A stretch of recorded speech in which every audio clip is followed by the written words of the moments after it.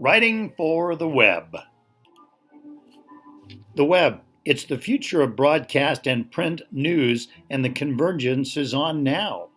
The inverted pyramid begins with the specifics of a story and trends toward the general, facts presented in descending order of importance.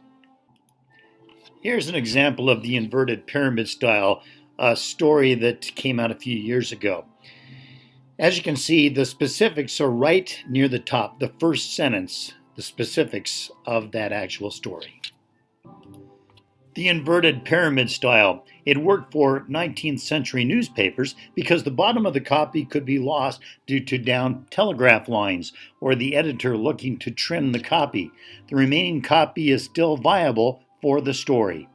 The 21st century, the readers ready to click away from the story at moment's notice must have the facts at the top so you respect their needs and they'll come back to your web page. The modified inverted pyramid, a hybrid that follows the traditional inverted pyramid story. It also embraces certain broadcast stylistic devices such as conversational writing, more colorful turns of phrases, and less formal adherence to certain print conventions. Here's an example of the modified inverted pyramid style that I wrote a few years ago about some workers that had to deal with the hot temperatures in the summertime. Here's something to keep in mind when you're feature writing your web stories. Feature stories often are narrative in nature rather than stuffing the most important facts into the top of the story. You usually begin with a specific anecdote, then broaden the picture from there, also known as the anecdotal lead. Here's an example of an anecdotal lead from a story I did a couple of years ago. So you see the beginning, and it's talking about Santa Claus. Before drivers get upset about getting held up in a local construction zone, remember Santa may be watching. In mid-Michigan on Wednesday, he was doing just that.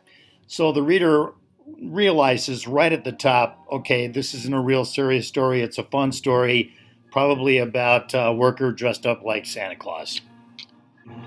Here are style points to consider when you're writing for the web. Past tense writing. Broadcast writers have it drilled into them not to write past tense leads. There's no such rule when you're writing for the web. It's usually actually preferred. Complex sentences. Broadcasters tend to avoid them, breaking them up into separate sentences to make them conversational. That's not as important on the web. Conversational. We. Broadcast writers use pronouns we, us, and I when referring to news organizations or a reporter. Formal web stories instead usually use formal name of the organization. More style points.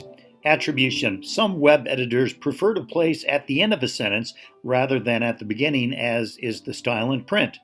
Reporter introductions. It's entirely absent from web copy. The byline will suffice. Quotes. Give full identification on the first reference and typically use at least the last name of the person being quoted in later references. The Associated Press Stylebook is useful for presenting information on how names, titles, and locations should appear within copy when you're writing for the web. Story elements when writing for the web. The headline, for example, that appears at the top of the story and contains short story summary or story cell to hook the reader. Content management system, the client and software that writers use to compose a story and post it on the site. Some CMSs rely on the headline for keywords that internet search engines like Google and Yahoo can use to locate the story for a searcher. Put a lot of thought, energy, and creativity into the headline so that you can hook a reader to your story. More story elements. These are all things you have to consider when you're writing a story for the web. Now, the subheadline fits right underneath the headline and adds a snippet of information. The byline identifies the writer, for example, posted by Joe Schmo, anchor reporter. The timestamp consists of the date and time the story was posted. It was posted, for example, on December 9th, 2018 at 11:48 a.m. Eastern Standard Time. The deadline is where the story originates from Detroit. For example, the AP, the Associated Press, by Tom Krischerep. He's the auto writer. Story elements. The story body is the story itself. It has to be at least several paragraphs long. The lead is the first sentence of the body of the story. It should capture the most important elements of the story to catch the reader's attention. Kind of like how you have to have a catchy lead when you're writing a broadcast news package. You want to hook the listener or viewer.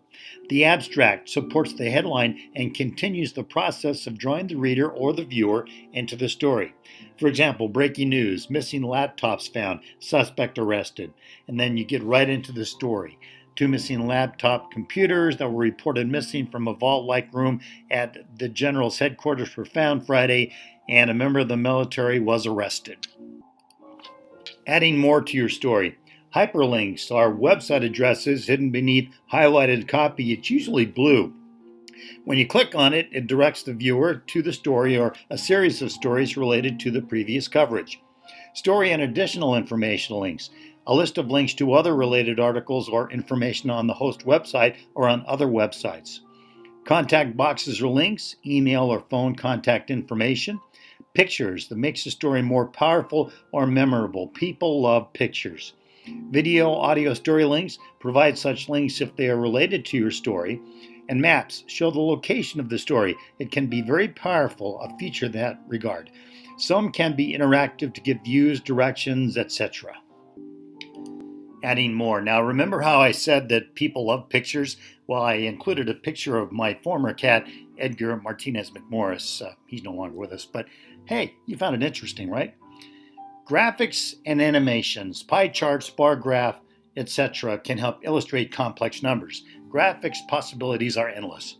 Raw video and audio provide uncut, extended versions of news conferences, interviews, etc.